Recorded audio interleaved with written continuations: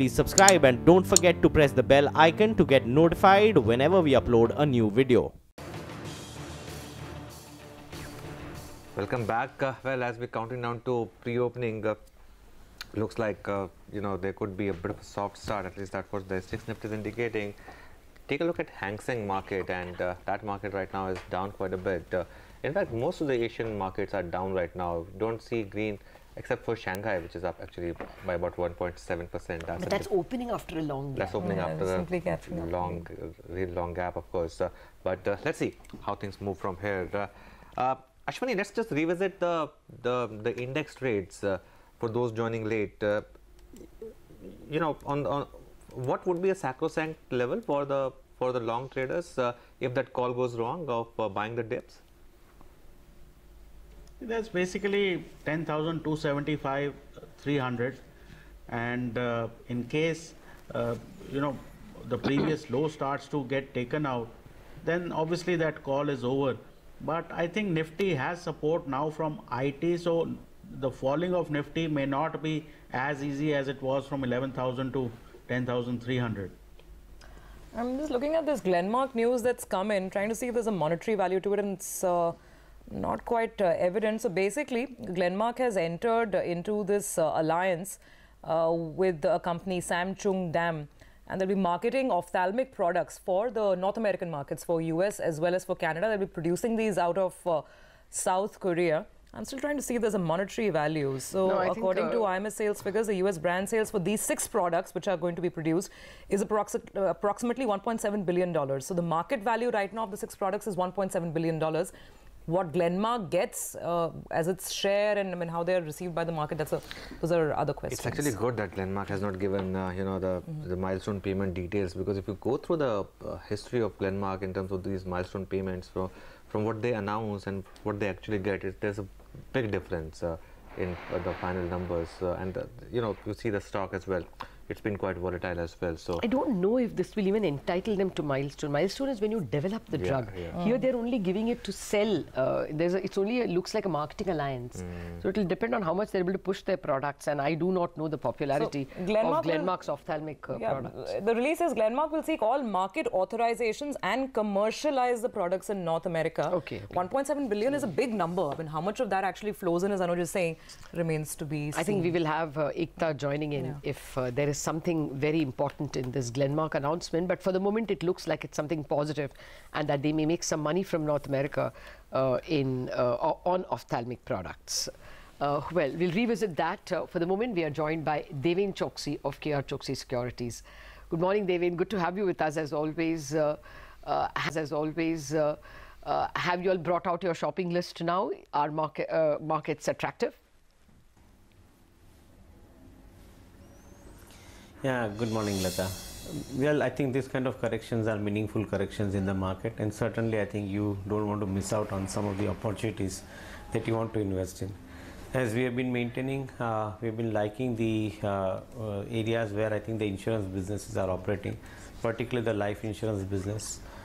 Due to corrective downside, not much of correction though I think in many stocks, but yes, I think likes of HDFC, SBI Life, I think they are available at a good valuation now. So I think that is an area which we want to accumulate, and we are accumulating. The other areas where we have been putting our emphasis and buying list is, I think, active is in the commercial vehicle space, where in the likes of Ashok Leyland, Tata Motors, I think they give you an opportunity. Again, I think the stock like Tata Motor has come down, so I think it makes meaningful sense to buy into them. Similarly, I think some of the housing finance companies where the opportunity size I think is becoming bigger. So that is an area where I think we continue to like, and many of the mid-cap companies per se, not necessarily attached to one particular sector, I think where we like the inbuilt stories into them. So yes, I think selective companies definitely into the shopping list. Okay, Rupee, by the way, is opening above 65 or below 65, if you want to put it like that. 65.05 is what we have. So obviously this macro data and the global sort of dollar strength is hurting, and that's playing out in the market as well. By the way, just keep an eye on Tata Steel. That's opening 3% higher, so that actually is a bit of sort of defying the move. There was big upgrade from UBS as well. Nigel was talking about it. But otherwise, let's see how the market opens. Currency has not given us good indication of that. No, actually, I wanted to maybe disagree a little with that. Okay. For one thing, the Indian rupee is at the moment for today down 0.35%. But the Korean won is down 0.86%. Malaysian ringgit is down 0.37%. Rupiah is down 0.42%. Relative outperformers we are. So, you know, this will be forgiven by the markets because it's, in any case, because of dollar strength. The second point is that we have been bemoaning the appreciation of the rupee, and that has come in the way of, you know, our exporters to some extent, and also makes imports cheaper. So, you know, when does the Nikkei normally rise? When the yen falls. Yeah. So overall this is beneficial for the economy. We have been yearning for rupee appreciation for a long time. The only worry is that if too much comes too soon. But I think since this is coming as part of a global dollar rising, this will need not be taken negatively at all. If anything, it is positive for import competition. I mean, companies which have import competition, as well as good for exporters as well. So 65.05, it's a long overdue correction. You know, about 2 months back, I remember looking at the real effective exchange rate of the rupee. You compare it with 36 country trading partners. We were overvalued by 21%. The value was 121. That's extremely harmful for the economy. And now with this fall, it would have come down to 115 or something. So in real effective exchange rate terms, this is good. In most global markets, when the currencies fall, the economy and the stock markets react positively. So today we should keep that in mind and not treat this news as negative. It is the yield news which I would more worry about. Okay. Well, as far as the index goes, pre-open rates, I mean, pre-open will look okay. We don't look like we are close to yesterday's lows, which were around that 10,347, 48 kind of zone. So that's how it is. Sensex is mildly positive. In terms of stocks, I mean, the non-index stocks that are kind of catching the eye. Hexaware, once again, Anuj, we've been talking about IT all morning. So some of the rates are still positive, persistent. Again, the rates are positive on a couple of these stocks.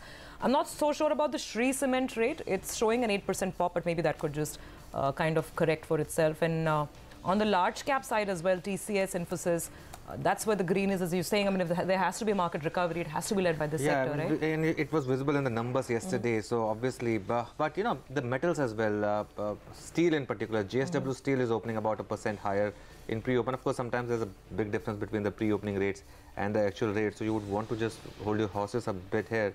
But obviously, there's a bit of a buying, and obviously, IT clearly stands out with the kind of buying. That's the bad news. Okay. 7.79. I mean, I didn't expect an 8 basis point jump, but you know, Mohan Chenoy prepared us for it. He said 7.74 to 7.79. It's actually opened at the highest range of our money call, which came from Kotak's Mohan Chenoy. This is a 7.8 yield, and as Abhishek was telling us, then 8% is not far behind. That can be psychologically damaging. So bear out. All this is happening in thin volume now because in Feb and March, the government doesn't issue any paper. But nevertheless, this is the reading on the screen, and that will send some shivers. Absolutely. Just and for the record, I mean, since we will be having new index inclusions, let's just pull up those stocks as well. All of them looking at small green ticks.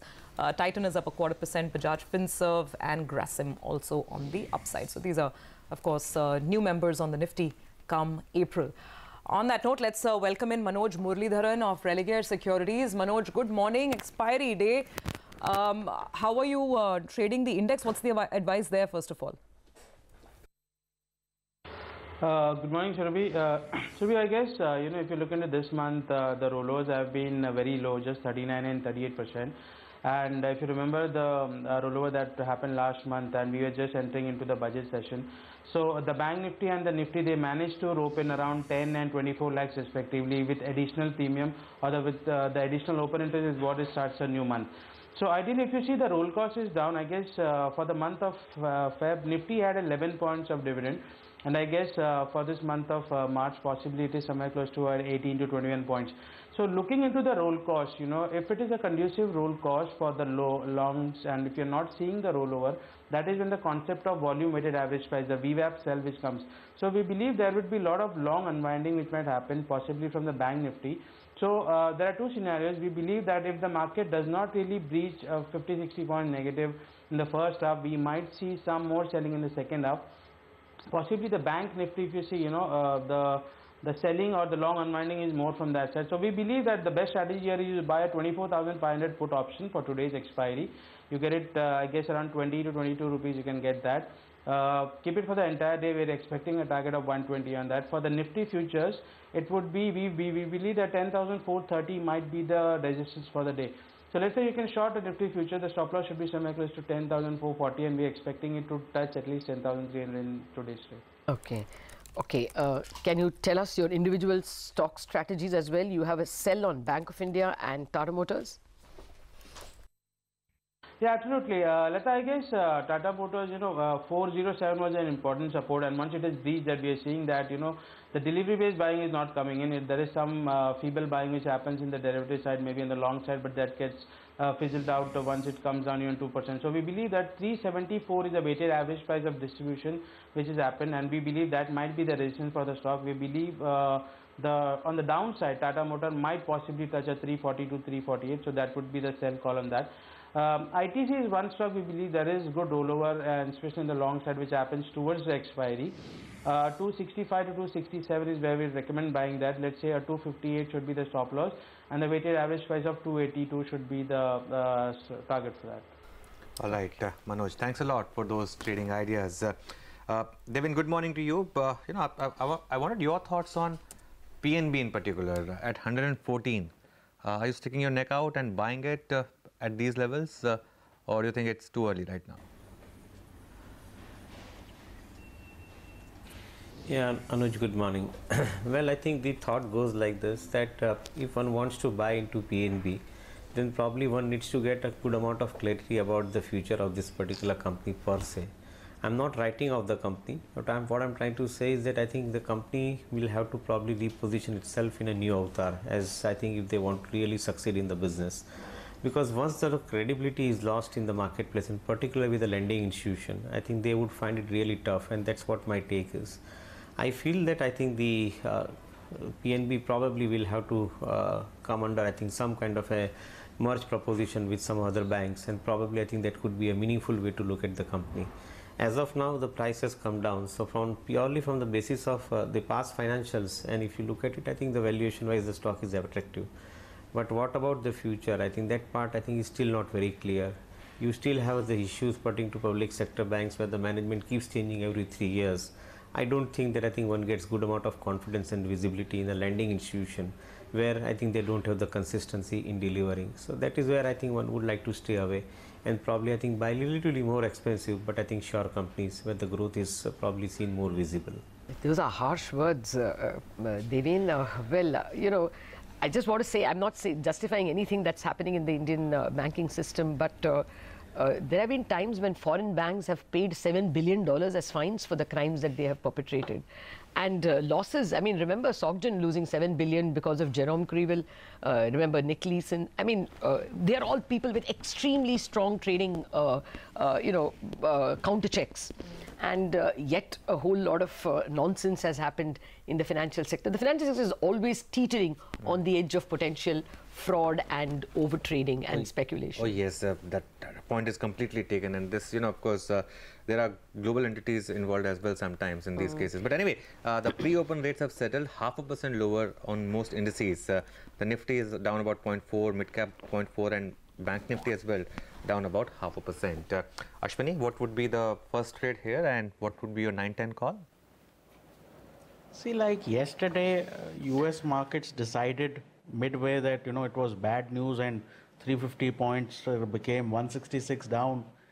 Now I am looking for the reverse to happen. Maybe Europe, etc., people realize it's not so bad and it starts to reverse, because going short at the open I don't think creates a great amount of value. At best, CNX IT is kind of opening flat, so that's what you can buy. And 914 NIT Tech is a buy with a stop of 788, target of 825. Is there any news in BPCL? Any dividend or anything? It's a fall of 4%. Why should it take such a punishment? I fail to understand. 3.65 now, but let's wait and see. It's the worst performer next to Geetanjali Gems. There's no reason for that kind of a pecking order on BPCL, but I don't know. Maybe there is some news and in terms of capital or dividend or something. Yeah, there's a ex-dividend, 14 rupees, 14 rupees ex-dividend. Okay, then it should be higher. Really. So, I mean, 2 rupees is still down after that, yeah. Okay. PSU banks actually once again starting on a weak note today. The Nifty Bank itself is starting, of course, 0.5% lower. Is there if it were to start at 24,800, which is the support level, Sudarshan, that you pointed out, I was looking at 24,850, but anyway, I was just looking at previous bottoms. What's the trade?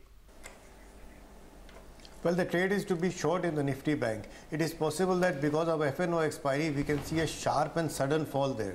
So a much easier trade would be to simply buy 12,500 put options. I've just heard that one of your analysts talk about it, and that could be an easy way to trade it. Okay. Yes, Manoj referred to that. Sorry, Deven, what's your take on the IT space? That's the one that's standing out. Well, I think currently it is understood that the amount of money which is getting into IT particularly, I think is more also because of the fact that I think the market is in the sideways territory, and I think the funds want to probably stay a little bit more defensive at this point of time. It's understood. Some of the IT companies, particularly I think in the niche segment where they are operating, they are showing distinctly different kind of a growth character, and that's where I think one remains confident. The larger IT companies are actually, I think, little bit in a better shape than what they were earlier, particularly the likes of TCS and Infosys, because of the global market outlook improving for them. And at the same time, I think the larger amount of contracts or the bids that they are getting also from the internet-based companies, where they are playing meaningful role. So from that particular perspective, I think the worst seems to be over for most of the IT companies. Even we read from the commentaries of the management. However, I think I'm not too sure whether I think they would give some very outperforming return. They may probably end up giving the return in line with the market, maybe I think slightly better than the market return. But I would think that I think if you are happy with that kind of a return, then that probably makes sense, and I think one should be in IT, selectively though. Okay. I just wanted to point out one thing. I mean, the fact that all the PSU banks, PNB, Allahabad, Syndicate, all of them are slightly lower. Ashwani, very quickly, 1 minute to go for opening. Is there a trade at all here, or is this a case of don't flog a dead horse any longer? See, the point is that people are already quite a bit short. So, after the fall, if you are shorting, you're probably shorting at a low from where a substantial pullback rally is possible.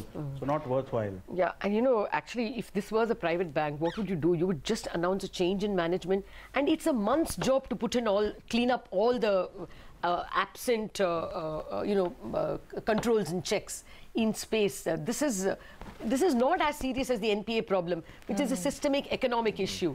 This can be corrected by a strong management. The whole problem is that kind of bandwidth in the government to get, you don't even have the money to call you don't have the powers under the current system. So that is where the systemic issues come into question on whether it was under government control. The bandwidth is not there to improve the management. Okay, but that's an ideological position. At the moment, there goes the bell, and we are starting 0.5% lower, almost 45 points down, 10,340. So 10,350 is taken, and importantly, the Bank Nifty is opened exactly where the pre-market indicated, 0.5% lower. So 24,811 to 820. Oh, now it's breaching 24,800, 802 and 803 is what we are seeing. So Bank Nifty is definitely in a spot of bother, but no better for the Nifty and the Sensex. Those indices also down about 0.5%, Sensex down 140, and mid-caps in slightly bigger trouble than the heavy stocks. BPCL, as we noticed, it was ex-dividend, that's down 3%. But otherwise, Ambuja Cement is taking away, finding its gains of yesterday, evaporating. Hindalco is down 1.8, ONGC, SBI, Vedanta. So metals are taking the knock very clearly. Those were the ones we thought will support the market, but no such luck today, at least, because of global cues. And likewise, you've got other commodity stocks like ONGC also not helping at this point in time. Aurobindo, obviously, because of the Sensex change effect, is under the weather, 1.2 down. And for good measure, we should show, I guess, even Bosch And the other stocks that are leading. Okay, I guess Ambuja is also losing because of its status in the Nifty going away. Positive, Sun Pharma has actually seen a little bit of buying after yesterday's waterfall kind of drop. And then it's all tech stocks. That's the only ones that are in the green, as our experts have been pointing out. HCL Tech, TCS, Wipro, Tech Mahindra are the stocks in the green. For good measure, there's ITC giving it come. My eyes are squarely on PSU banks because that's where the selling is a bit apparent right now. So Allahabad Bank about 3% lower. PNB itself has started its journey on the downside. A lot of other names, OBC, Indian Bank. I mean, you can just count the list. Not a very big drop on these, but we're talking about cuts ranging between 1.5% to about 3%, depending on which bank you're picking up. There's more downside on PC Jeweler, 2.5% down. Keep an eye out on Bhushan Steel. You know, after the Monday pop that we had, the weekend news, since then, last 2-3 sessions have been negative for this stock, and it's starting out on that journey in this direction as well. If you talk about some of the newsmakers, Titan is actually reacting pretty well, despite its massive journey over the last several years. Another 1.5% in such a weak market, not bad. Britannia is reacting very well to that CS upgrade that has come through, as Mangalam says, being placed in the big league in terms of valuations. Bajaj Finserv is positive, as is Grasim. United Spirits is trying to sell off the property in Mumbai, so that's a stock on the upside of the screen as well. Those are some of the newsmakers. But Anuj, what's the sense now looking at this kind of a decline on expected lines because of the kind of cues that we had? Yeah, and as we thought, the banks are weak, but IT is trying to make up. I think the stock of the morning really is NIIT Tech because, again, a stock which has corrected quite a bit. And, if the IT bull market is back, the highs of NIIT Tech was somewhere above 900 and, then it corrected and now it's seeing quite a bit of bounce back. So that really is the one which stands out for me and is giving you, a bit of a breakaway gap. But Ashwani, thoughts on market opening? Not as bad as, global cues would have suggested. Is there a trade here? See, I've bought the gap down on Bank Nifty basically because PSU banks are now beginning to make highs of the day. State Bank, Canara Bank. So sometimes these sort of gap downs, create a firm sort of bottom. And if we can't break the last 3 days low of Bank Nifty, even today, I think then you will have a serious rally in place because today more shorts would have come in. So my sense is just put a low of the day stop. And you may just get surprised by evening because, sentiment changes. Once, for 10 years, the US market didn't have growth and they were worried. Now they have growth. I don't think 25 basis points should really worry them. So you will see a turnaround in market sentiment and all the markets are ready. They've corrected. They've been totally bashed up. The Bank Nifty futures is at the 200-day moving average. So there is very little room on the downside. And as we can see, from the initial market action. Okay, and Ashwani, your 914 call was an NIIT Tech. That is right now the top F&O gainer. Do you think it can still be bought, or would you wait for a decline here? See, I keep saying that the rally has just started on IT stocks. People should load up on them. The markup phase, as they call it, has just begun. For the last 2 years, they were in accumulation, and the stocks can easily double from here. In terms of mid-cap IT is concerned, NIIT Tech finally could be a 1,500-1,600 rupee stock. So on all of these gap down days, and you'll get several this year probably, I think IT should be bought. Fair point. Mitesh, anything that's entering your radar?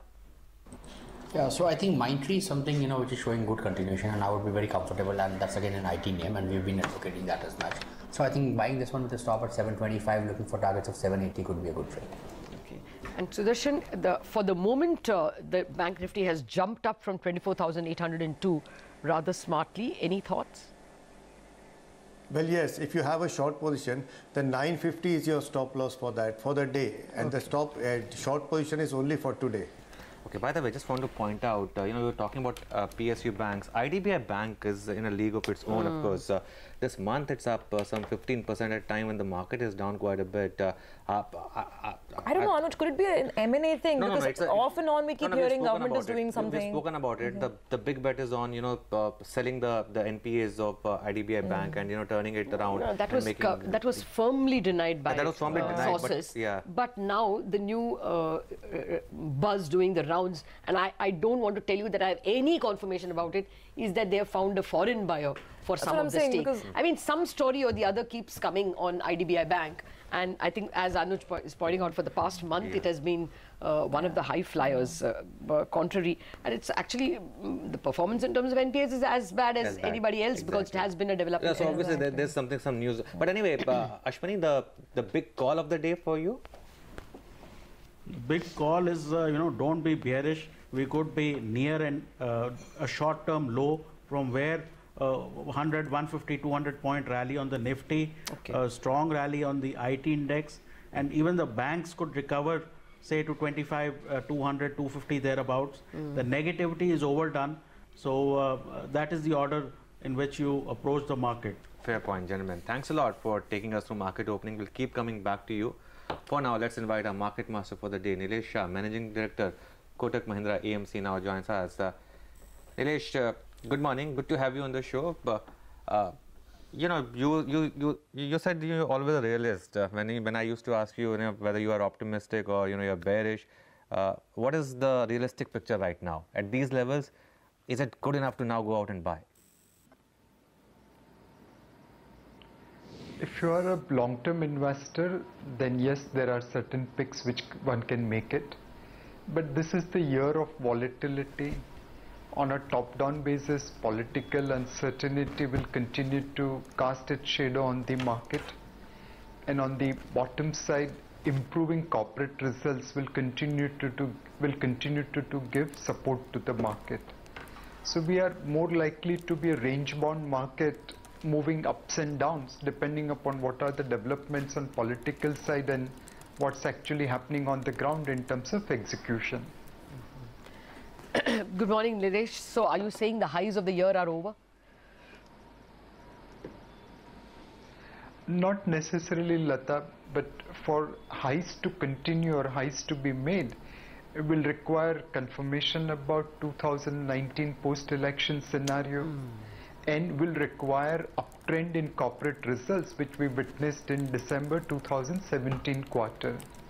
Bearing public sector banks, most of the companies have delivered results which are in line with expectations or little ahead of expectations. And more importantly, if we can summarize last 2.5 years of corporate India as cautiously optimistic, now in many sectors, in many companies, people are removing the word cautiously, and they are saying that we are optimistic.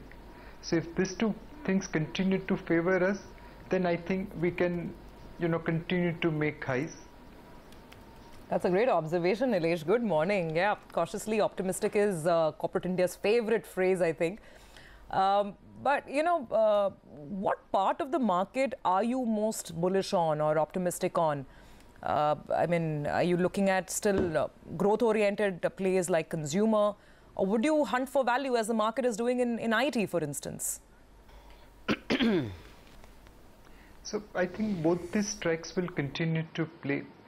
In the IT sector, recent depreciation of rupee along with some of the large orders which large IT companies are getting will continue to support, especially because valuations were low and there is under ownership. On the other side, as the government starts focusing upon rural agri and infrastructure, we are seeing consumption-related boom occurring, especially in rural-related themes. So both these tracks are available. More importantly, this is the year where you'll have to pick up bottom-up stocks rather than top-down sectors, because within sector, the divergence could be reasonably high. Okay. Well, Nilesh, you're long been an observer of the bond markets as well. And now they're crying out 7.8% already. And today we had an economist saying that, looking at things, and this is a worry, with GST collections not quite matching up when next year's borrowing begins, 8% is round the corner. Impact for equities? Definitely, as interest rates starts rising in India as well as abroad, there will be some impact on equity. But at the end of the day, a 0.5% move from 7.5 to 8 is unlikely to make a material difference unless people are expecting that 8 will become 8.5 and 8.5 will become 9. No. I don't think so. That's the kind of expectation built in by the equity market. The second thing which has happened in debt market is also absence of banks in the secondary market. Jan 18 was probably after a long period of time when they were a net seller of government securities rather than net buyers. Now, if largest buyer of government securities market, if they abstain or if they become seller, then certainly yields have no option but to go up. We must focus on what will make banks buy government securities. The SLR ratio is not going to make them buy government securities because against 19.5% required, they are probably running 28%. So there is something more required to induce banks to buy government securities. And if their buying begins, then certainly yields will start cooling down. They may not drop much, but they will certainly start cooling down. But banks must return back to the government securities market, which they have not done in Jan 18. They got a sharp rap on the knuckles from the Reserve Bank DG for actually buying bonds. So it looks like a little tough. Yeah. Nilesh, I want to go back to IT because that is the big theme for the market right now. In your opinion, have large Indian IT companies made that transition, that painful transition, which will ensure that they get their share of the higher dollars? I mean, US companies can spend more because they have to pay less tax. That's great. The question is whether the large cap Indian IT companies will get a lot of that wallet share. So today it is work in progress. It is transition. Everyone has realized that they have to move away from, let's say, old IT businesses of code writing, application development, infrastructure management into higher or the newer world of IT in terms of artificial intelligence or digital or cyber security and so on and so forth. In the past also, Indian IT companies, especially larger ones through acquisition or otherwise, made attempted on moving up on yield value curve by going into consultancy and so on and so forth. But the transition is still not fully completed. It's a work in progress. Slowly and steadily, larger portion of incremental revenue is coming from newer areas of development. But it still requires a large move because the historical baggage is pretty high. Obviously, will all the large cap, mid cap IT companies be able to make the transition? My guess is probably no. But everyone whom we meet in the IT sector is aware that they have to make this transition, and they are actively looking for acquisition opportunity as well as developing homegrown talent. Let's just hope and pray that for India's sake they make this transition. Okay,